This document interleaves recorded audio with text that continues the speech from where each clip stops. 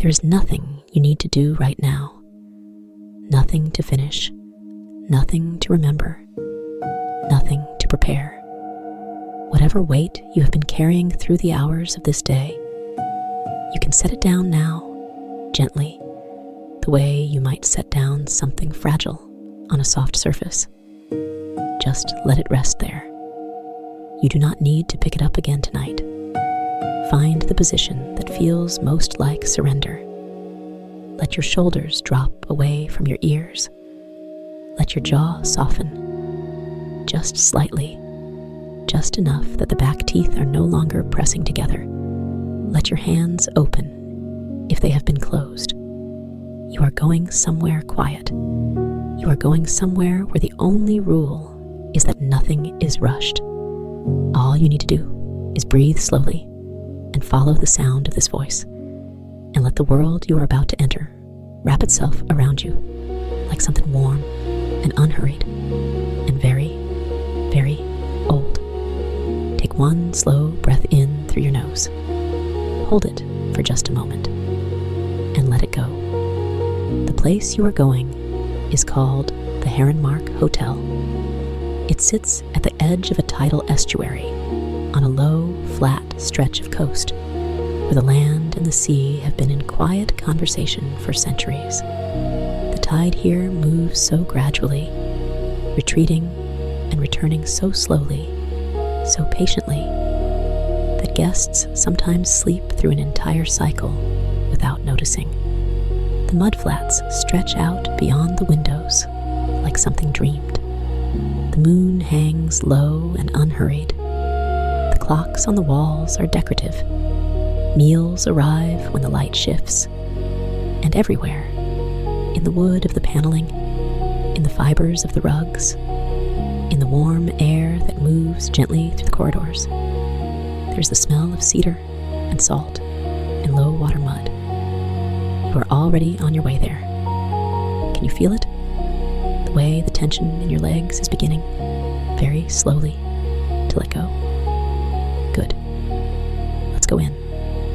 The front door of the Heronmark Hotel is heavy. Dark wood, banded in tarnished brass, with a round handle worn smooth by decades of hands. And when it swings open, the first thing you notice is the warmth. Not a sharp heat, not the blast of a radiator, but something deeper and older than that.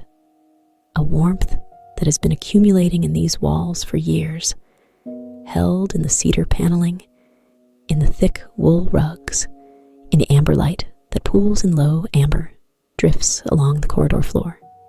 The lobby is not large. It is just large enough.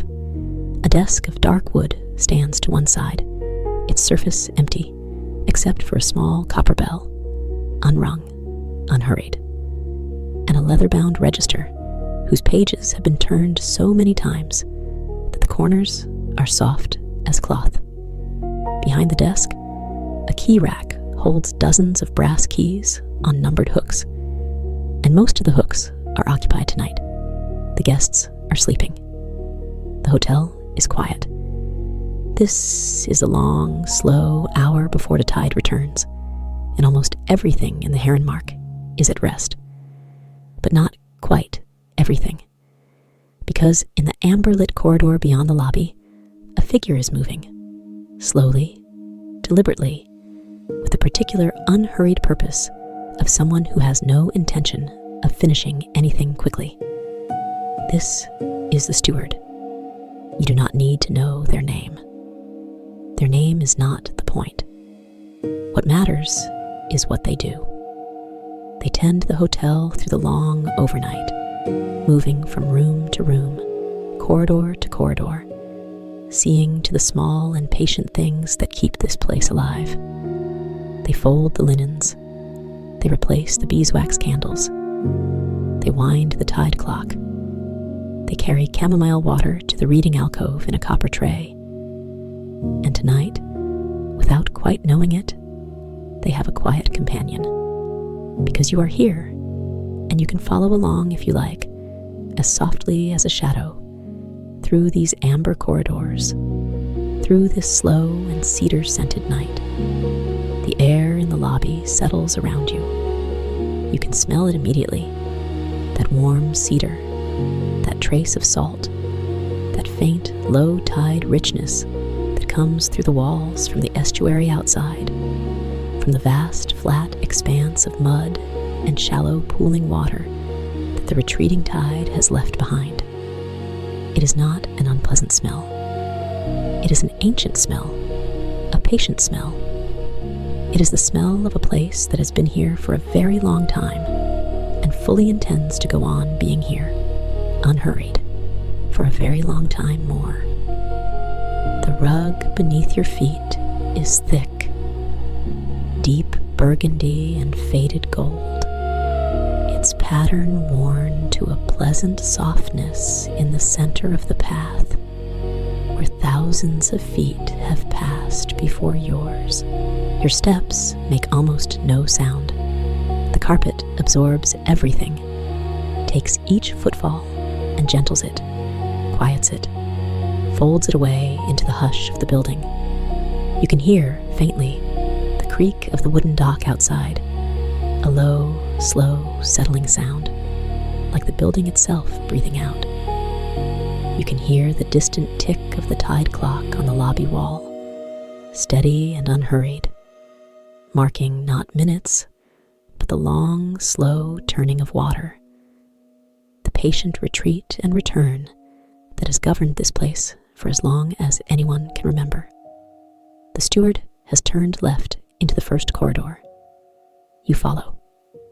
The corridor is long, very long, lit all along its length by small sconces, each holding a beeswax candle whose flame stands almost perfectly still in the breathless interior air. Just the faintest lean and tremble, a barely perceptible softening and brightening, like something breathing. The light they cast is amber. Not yellow, not orange. Amber, specifically, the color of old honey, the color of late afternoon in a room with curtained windows. The salt-filmed glass of the sconces catches this light and holds it, refracts it in faint prismatic halos, so that each candle seems surrounded by a soft, still corona. The corridor smells of beeswax and cedar, and the faint, clean ghost of whatever laundry soap was used on the linens stacked in the warming room at the far end. The steward moves to the first sconce. A candle has burned low, almost to its end, the wax pooled in a pale disk at the base of the holder. They reach into the linen bag they carry over one shoulder and produce a fresh candle, pale ivory, hand-dipped, faintly ridged from the cooling process. With the same unhurried care they use for everything, they remove the spent candle, tip the pooled wax into a small ceramic cup they carry for this purpose, and seat the new candle in the holder. They do not rush the lighting. They strike a long match, let it settle to a steady flame, and touch it to the wick. The new flame takes a moment, a breath, a hesitation, and then it blooms, small and clear and amber, and the corridor brightens by exactly one candle's worth of warmth. You watch this. There's something almost ceremonial about it. The quiet attention, the patience, the willingness to give a single candle its full moment of being replaced. Nothing in this hotel is done carelessly. Nothing here is done in a hurry. The steward moves to the next sconce, and the next, checking each flame, nudging a wick with a small brass trimmer when needed, occasionally replacing a candle that is burned low. The corridor fills slowly with the smell of fresh beeswax. It mingles with the cedar from the paneling and with the faint salt drift from outside, and the result is something so particular and so gentle that you find yourself breathing more slowly just to take it in more fully. Outside the long windows at the end of the corridor, the estuary is visible in the moonlight. You move closer to the glass, while the steward tends the last of the corridor sconces. The window is wide, 2 panes, each the size of a door, set in a dark wooden frame whose sill is worn smooth and slightly hollowed, where generations of people have leaned their forearms to look out. You lean there now. The glass is cool, faintly filmed with salt, not grimy, just lightly hazed, the way glass gets when it has spent years looking out at moving water. Through it, the estuary stretches away into a soft distance. The Mudflats are immense tonight. The tide has gone far out, further, it seems, than it usually goes, as though the sea is resting, catching its breath before the slow return.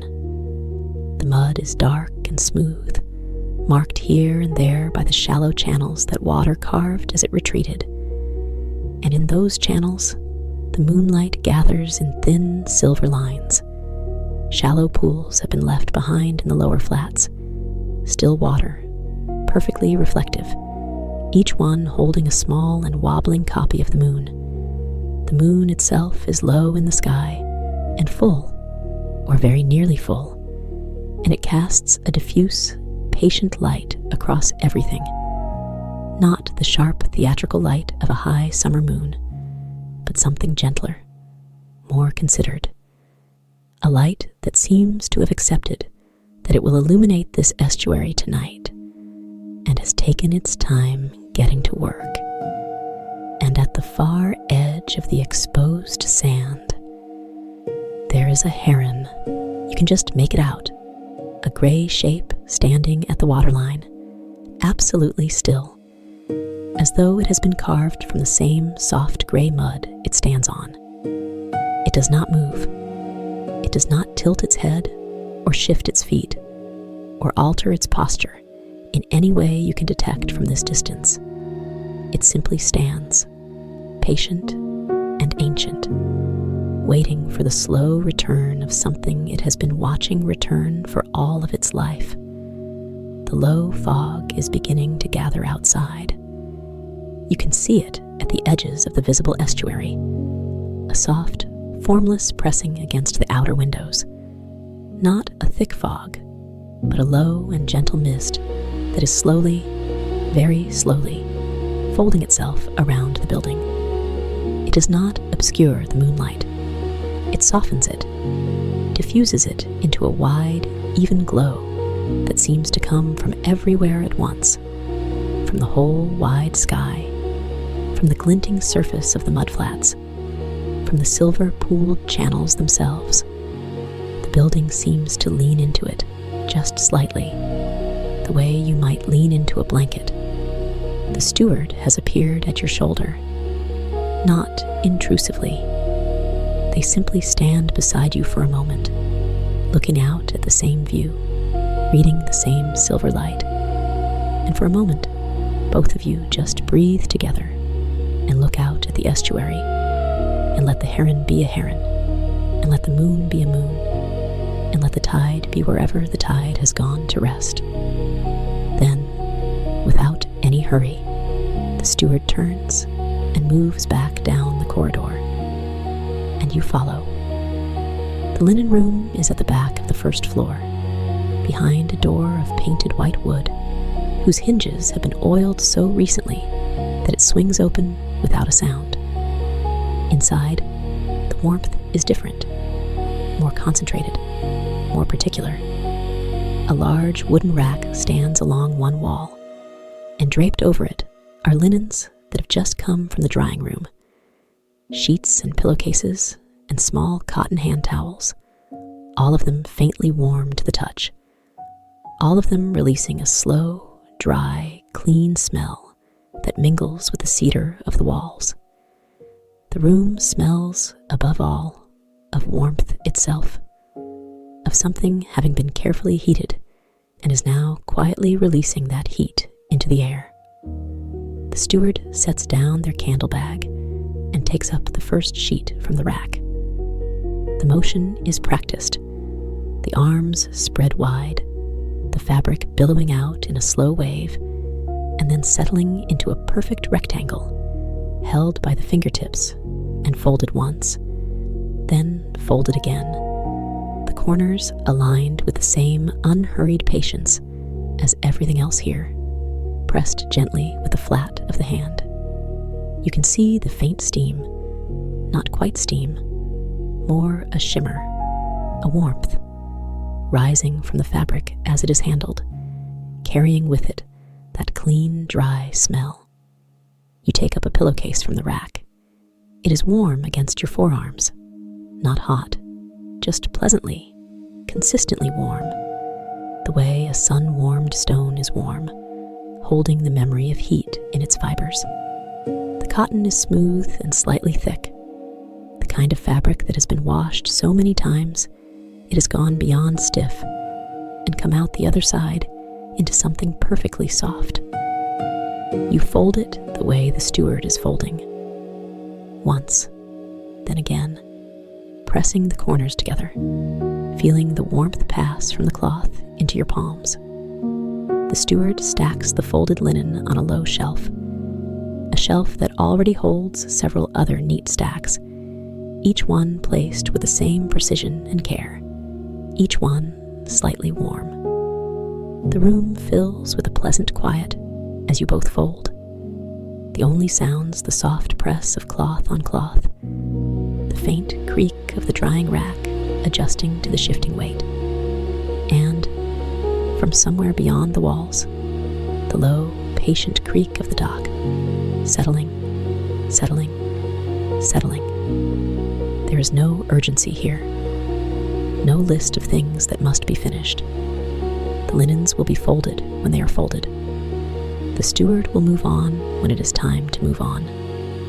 And you can stay here as long as you like, in this warm room that smells of cedar and clean cloth, folding one smooth, warm thing at a time, the steam rising faintly from the fabric, your hands finding a rhythm without being asked to. After a while, the rack is empty, and the shelf is full of neat, warm stacks of linen, and the steward picks up a selection, 3 sets, smoothly balanced against their forearm, and carries them out into the corridor.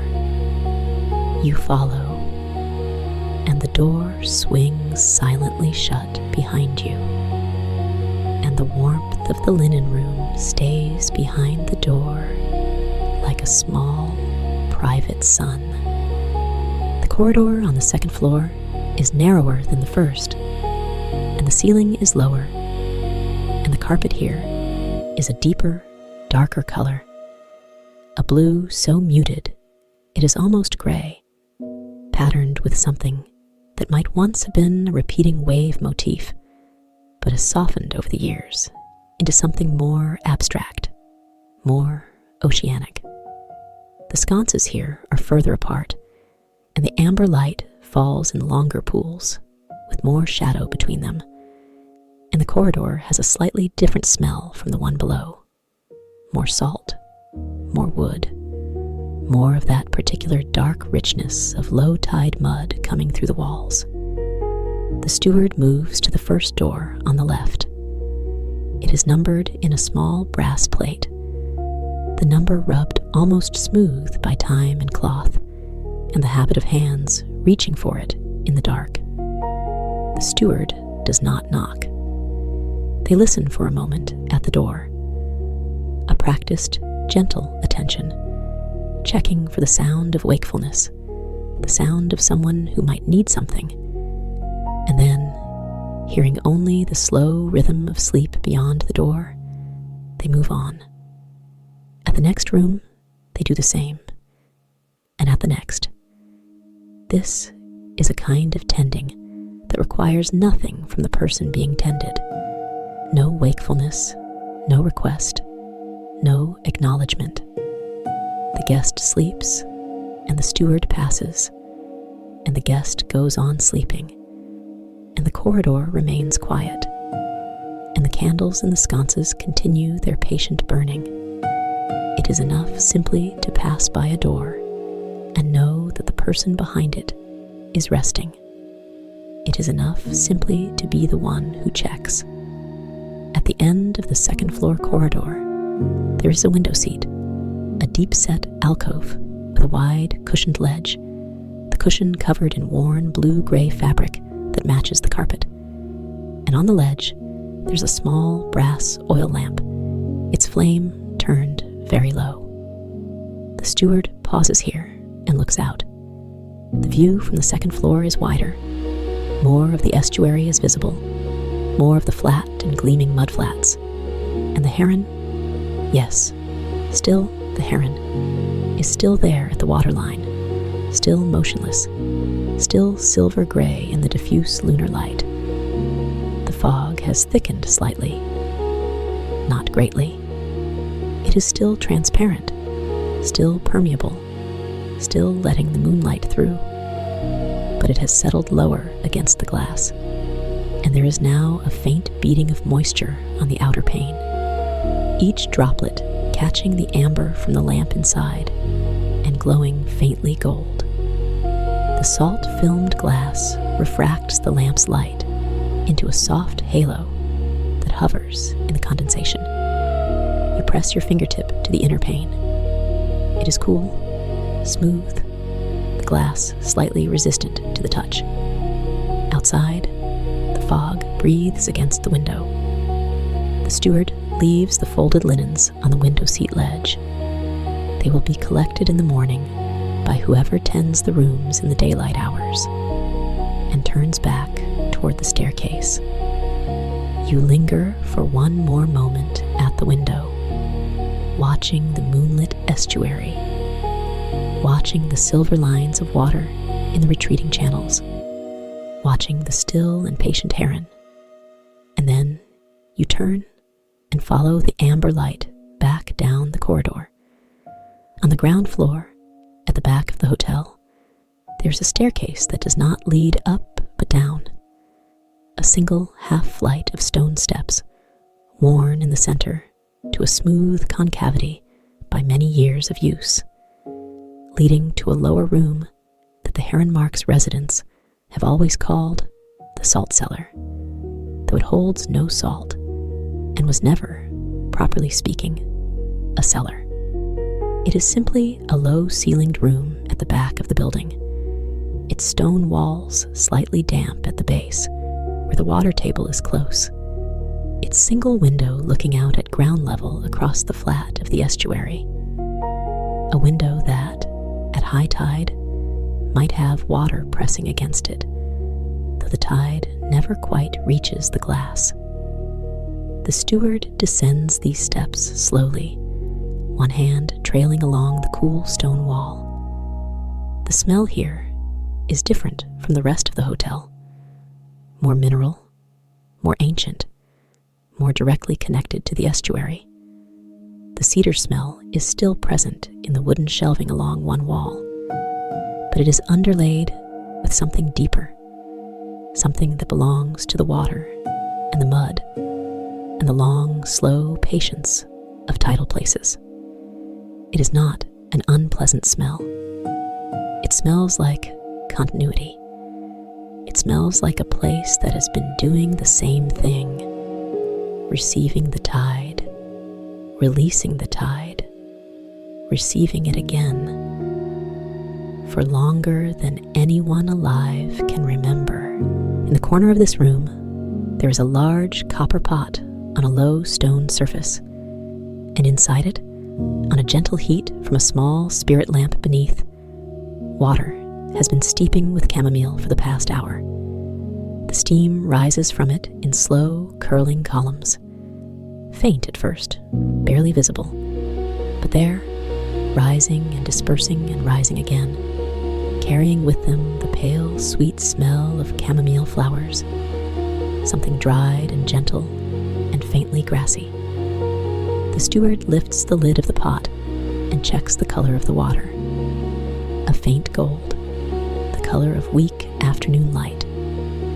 And then, satisfied, they take up a copper tray from the shelf and set a copper jug on it, and ladle the chamomile water carefully into the jug, filling it with a steady patience of of someone who understands that a spilled tray would mean cleaning up a spilled tray, and that is simply extra time that could be spent doing something more pleasant. The steam from the jug rises and disperses in the low-ceilinged room. You lean in slightly and let it reach you. It is warm on your face. Not hot, not sharp, just warm. The smell is pale and gentle. There's something in chamomile that is almost a sound, a soft, low frequency, a murmur, something that your body seems to recognize without your mind needing to name it. You breathe it in slowly. You breathe it out. On the tray, the steward places 2 small cups, shallow, wide-brimmed ceramic, glazed in a sea gray that is almost the same color as the moonlit mudflats outside. And then a small plate with 3 or 4 plain biscuits on it. Not sweet, barely sweet, just a faint nuttiness and a certain satisfying dryness that is exactly the right thing to accompany chamomile water at this hour. The tray is now complete. The steward lifts it, both hands under the cool copper, balancing it with the ease of long practice, and carries it up the stone stairs, one step at a time, back into the amber corridor. The reading alcove is at the far end of the longest ground floor corridor, the one that runs the full length of the hotel, parallel to the estuary, with windows on one side and doors on the other. It is, as the name suggests, an alcove, a recessed space in the wall, a little wider and deeper than you might expect, fitted out with 2 armchairs of dark leather worn to a sympathetic softness, a low table between them, a floor lamp with an amber glass shade, and a low shelf holding perhaps a dozen books whose spines have been read to illegibility. The ceiling of the alcove is slightly lower than the corridor ceiling, which makes it feel contained and specific. A place with edges, a place where you can feel the walls close enough to be a comfort. The steward sets the copper tray down on the low table. The tap of copper on wood is the only sound in the corridor. Small, definite, satisfying. They arrange the 2 cups, one on each side of the jug, equidistant, the handles aligned, and then they stand back and regard the arrangement for a moment. Then they sit, slowly, with the careful lowering of someone who has been on their feet for a long time and is grateful for the particular padded solidity of a worn leather armchair. And they pour a cup of chamomile water. You take the other chair. You sink into it. The leather gives slightly, accepting your weight, the cushion slow and yielding. The armrests are at exactly the right height. Your shoulders drop. The amber lamp fills the alcove with its soft light. The corridor beyond is quiet. Just the faint tick of the tide clock on the lobby wall, just audible from here, just regular enough to feel like a pulse. The steward pours your cup as well, without being asked, and the chamomile steam rises from the shallow gray ceramic and gathers in a small, warm cloud above the tray. You lift the cup with both hands. It is warm, not hot, just warm. The right temperature for holding, for cradling, for letting the heat pass slowly into your palms and through your palms into the deeper warmth of your hands. You bring it toward you, and the steam reaches you before the cup does, pale and grassy and gentle, the smell of something that has never been sharp, never been startling, never been anything other than exactly this, quiet and warm and good. The chamomile water is almost without flavor, or rather, it has a flavor so subtle and so deeply familiar that it seems less like a taste and more like a memory. A garden in late summer. Dried flower heads in a warm room. Something that has been patiently infused. You swallow it slowly. It is warm all the way down. Outside, the fog continues its patient pressing against the windows. The estuary glimmers beyond it, diffuse and silver. The moonlight has shifted. The moon is lower now, beginning its own slow descent toward the horizon, and the light it casts has deepened in color, has moved from cold silver towards something warmer, something more amber, as though the moon itself is taking note of the hour and adjusting accordingly. The shallow pools on the mudflat catch this warmer light and hold it, each one a small, still mirror of a gentler sky. The steward sips their chamomile water and looks out the window. Their expression is entirely without concern. This is what their face looks like when nothing is wrong and nothing needs to be done except drink chamomile water in a worn leather armchair in an amber-lit reading alcove while the estuary gleams under a declining moon. You find yourself wondering if this is the expression your own face makes when you are most entirely yourself, when you are not performing anything, not calculating anything, not anticipating anything. Just present. Just here. Just warm.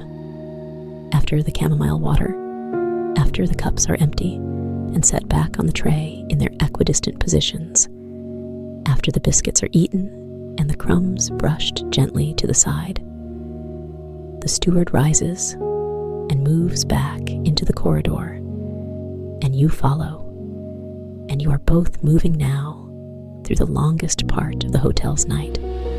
The corridor stretches ahead of you, a long amber passage, quiet and carpeted, smelling of cedar and beeswax, and the faint salt of the air that moves through these walls. The sconces burn steadily. The ceiling is low enough to feel close, high enough not to press. The rooms on either side hold their sleeping guests in silence, and the silence is of a particular quality. It is not an empty silence, not the silence of absence, but the full and inhabited silence of a building where everyone is at rest, where every room holds a breathing person, where the darkness behind each door is populated with dreams. You walk slowly. There is no destination in mind, or rather, the corridor is itself the destination, the walking itself the purpose. The carpet absorbs your footsteps, the way water absorbs dropped stones. You can hear, very faintly, the creak of the dock outside, that low, wooden, settling sound, the sound of a structure that has been in conversation with water for many years, and has learned to express that conversation in gentle, rhythmic terms. Creak. And then, after a long pause, creak again. And then silence, and the tick of the tide clock, and the soft press of your feet on the carpet. The steward pauses at a window.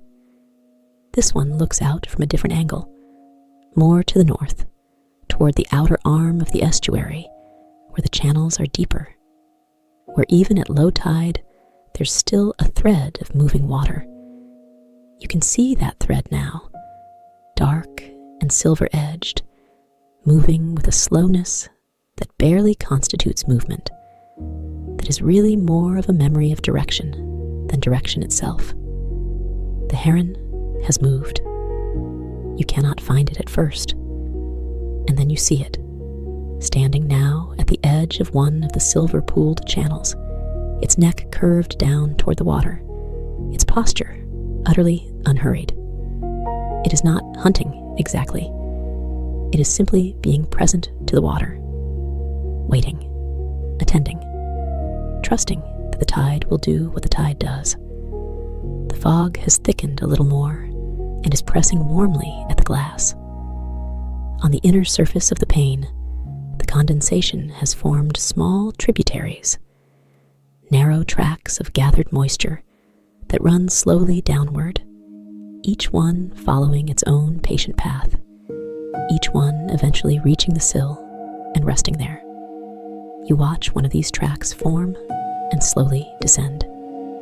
It takes a very long time. That is fine.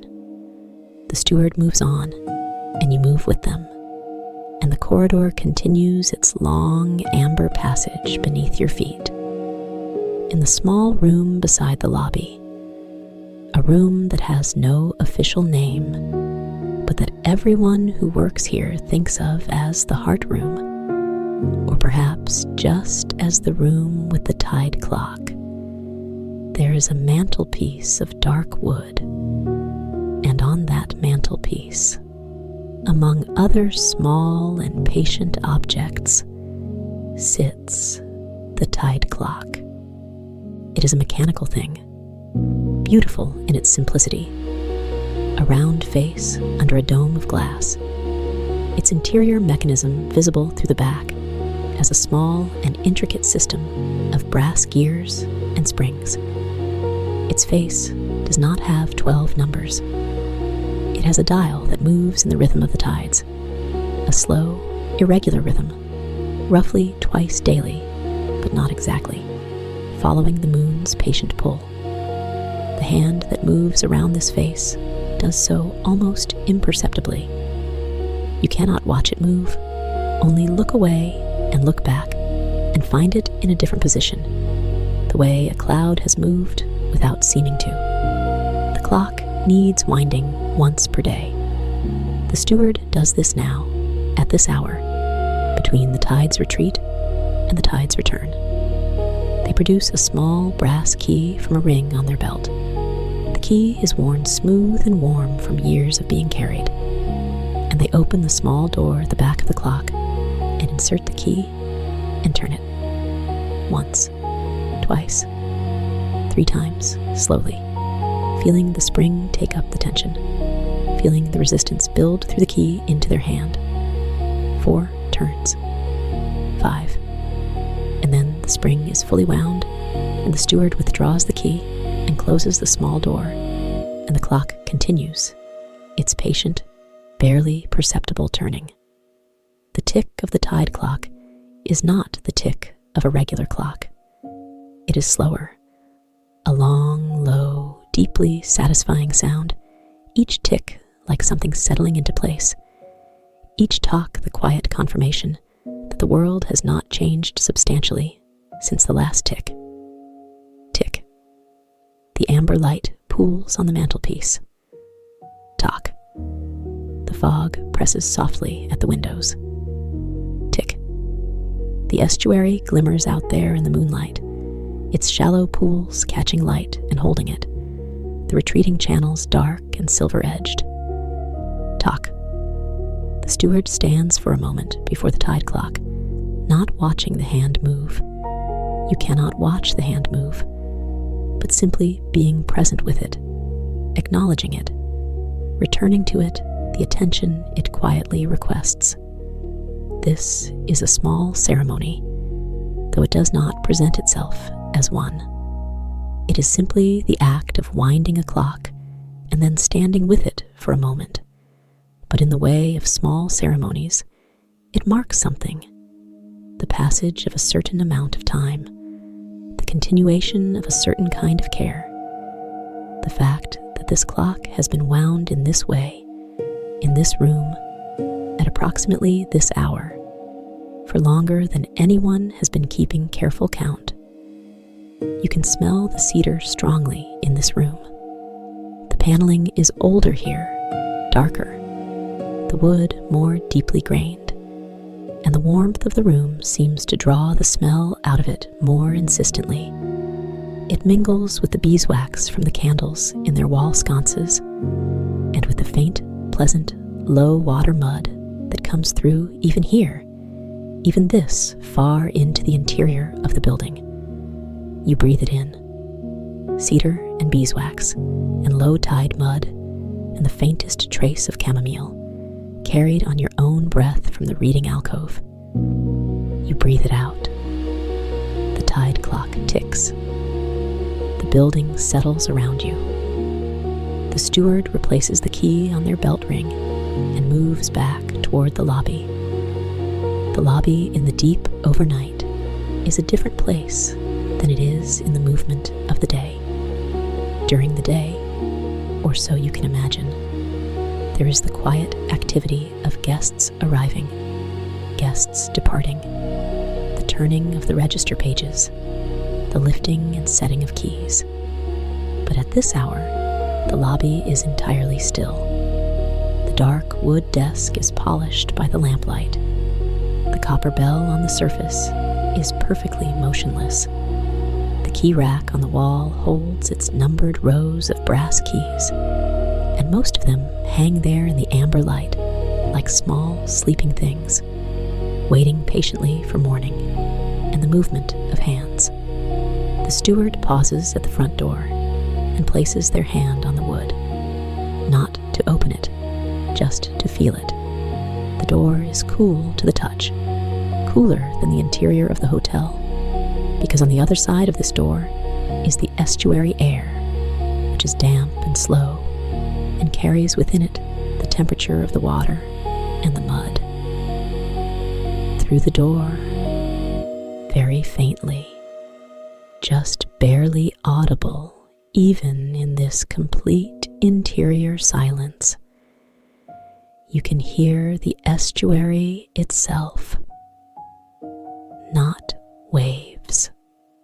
The Heronmark does not have waves, or rather, it has only the suggestion of waves, the barely perceptible sound of shallow water moving in low, wide sheets across the surface of the returning tide, a sound so spread out and so gentle that it is less like water and more like breath. The breath of the estuary, the tide, beginning somewhere out there in the diffuse moonlit distance, its slow and patient turning back toward the land. The steward listens to this for a long moment. Then they turn away from the door and move toward the staircase, toward each upper floors, toward the rest of their long, unhurried night. Back upstairs, the corridor is as quiet as you left it. The sconces burn with their amber steadiness. The salt-filmed glass of their enclosures holds the light in soft, prismatic halos.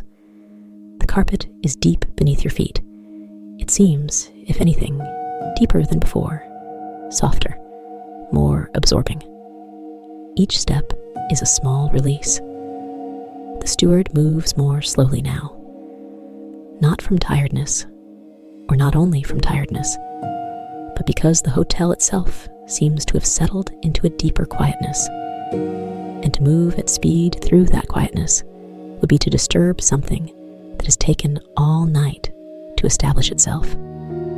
So they move with a particular deliberateness, a slowness that is also a kind of attention, a kind of respect for the quiet the building has earned. They pass each door. They pause briefly at each one, a moment of listening, a moment of presence, and then move on. Behind these doors, the guests are deep in sleep now, deep in the soft and wordless world that opens behind closed eyes, the world that has no urgency, no destination, no particular requirements of anyone who enters it. They are in that world, and you are in this one, and this one is almost equally quiet, equally soft, equally without the need for anything in particular to happen. At the end of the upper corridor, there is an armchair. This is the steward's chair, the chair that has been placed at the end of this corridor for exactly this purpose, so that the person who tends the hotel through the long overnight has somewhere to sit that is at once within the hotel and at the edge of it, looking back down the length of the amber corridor toward the lobby stairs, able to see and hear and attend to anything that requires attention, but also at rest. It is a wing-backed chair, upholstered in a dark green fabric that that is worn to a pleasant smoothness at the armrests and the seat, and it faces down the corridor so that whoever sits in it can see the length of the building. The long amber passage, the regular pools of candlelight, the salt-filmed sconces with their barely trembling flames. The steward sits, very slowly, with a long exhale that is not quite a sigh, more of a settling, a deliberate releasing of the body's held tension into the chair's patient support. They lean their head back against the chair's high back. Their hands rest on the armrests, loose, open, at rest.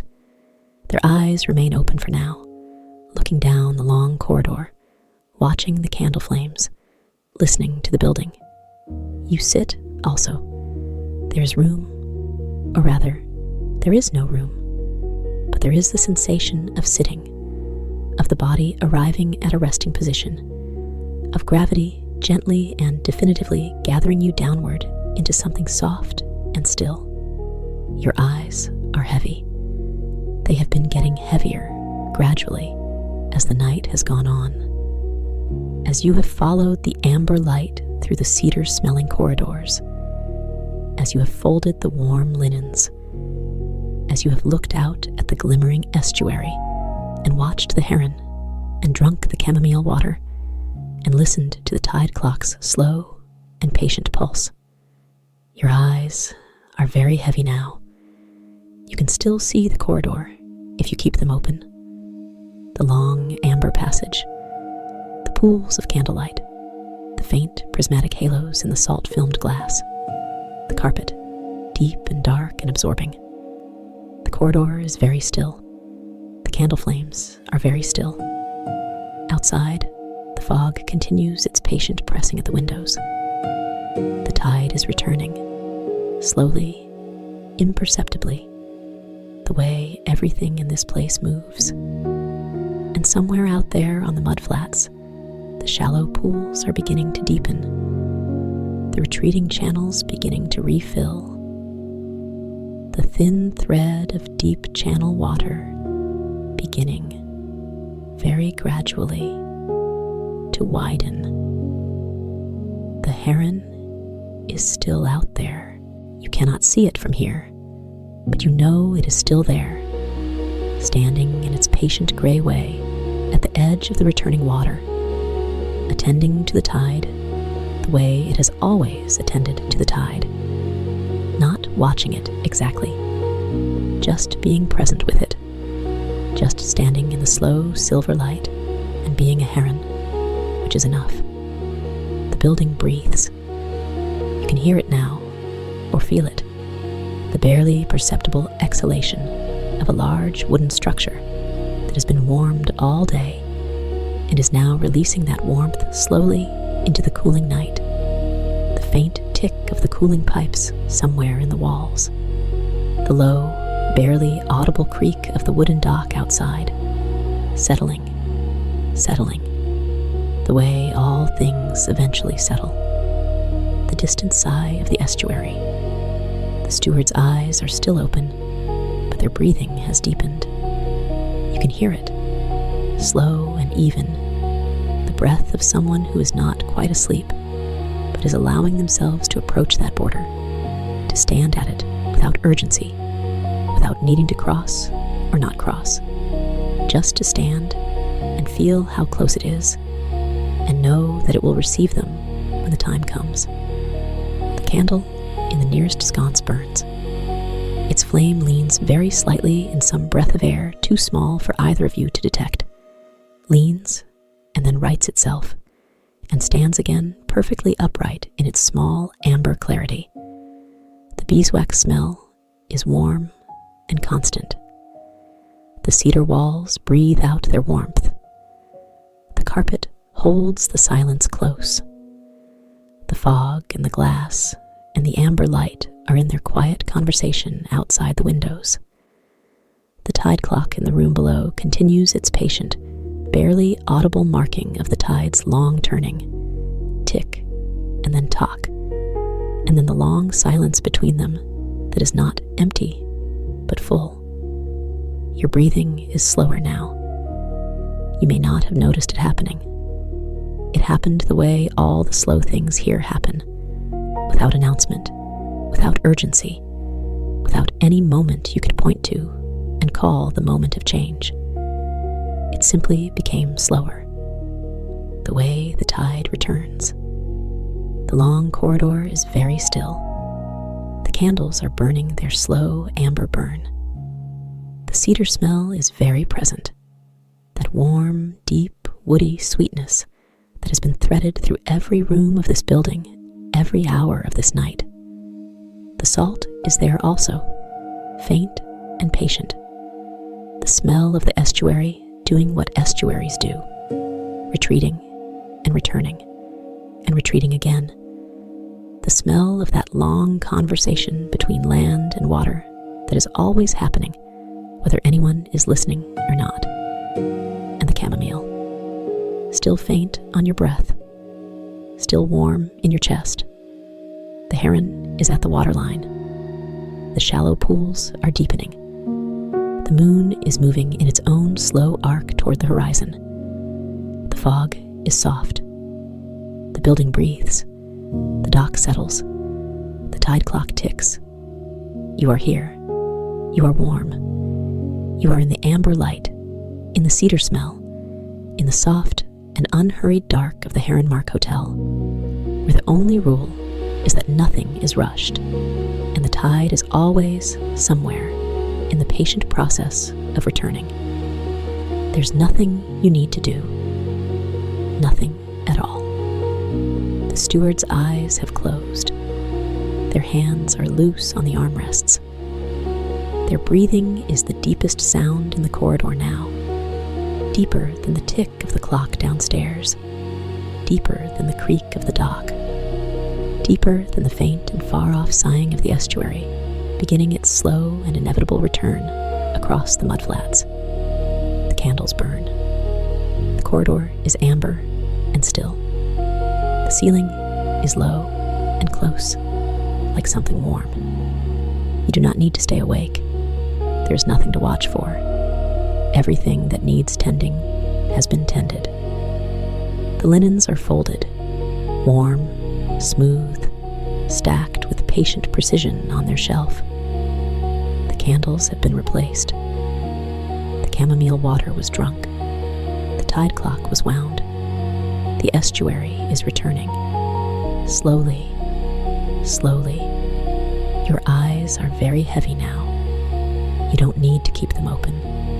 The amber light will still be here. The cedar smell will still be here. The heron will still be at the water's edge. Let the corridor go soft. Let the candles blur a little at the edges. Let the tide clocks ticking slow, or not slow, but seem to slow. Each tick a little further from the last, each one arriving in its own time, unhurried, patient, like water finding its way across flat sand. The fog is warm against the glass. The dock is quiet. The building has settled into its deepest stillness. Cedar, salt, warm linen. The tide is coming back, very slowly. It always comes back. You are in the long amber corridor of the Heronmark Hotel, and everything is very still, and the air is warm and cedar sweet and faintly salt, and your breathing is slow and even, and you have nowhere to be and nothing to do, and the fog is against the windows, and the moon is declining, and the heron is standing at the water's edge in the patient dark, and the tide clock is ticking somewhere below, its slow and patient pulse. Tick, tock. The dock settling. The estuary breathing. Cedar, warmth. The tide returning slowly, slowly. The amber light. The heron still.